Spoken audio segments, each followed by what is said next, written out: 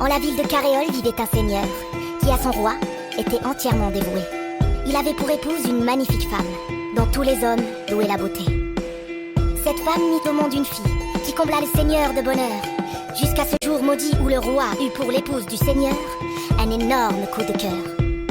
Mais elle se refusa à lui, elle l'implorait. N'était-elle pas mariée à son plus fidèle sujet? Mais le roi obstiné ordonna à son conseiller de trouver une ruse pour un jour la posséder. À l'enfant qui a vu ce qu'il n'aurait jamais dû, qui a ainsi perdu son insouciance.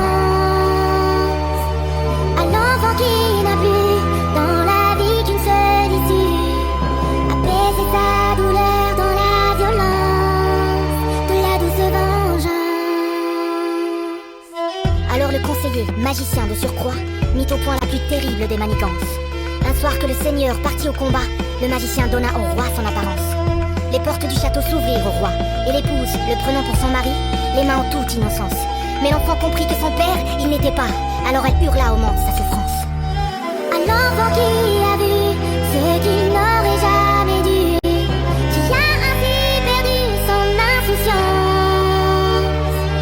À l'enfant qui n'a plus dans la vie qu'une seule issue, apaiser sa douleur dans la violence de la douce vengeance. Cette nuit-là, le seigneur mourut au combat. Son épouse ne se remit jamais de cette forfaiture. Uther Pendragon était le nom de ce roi, et de cette union illégitime naquit un fils, Arthur.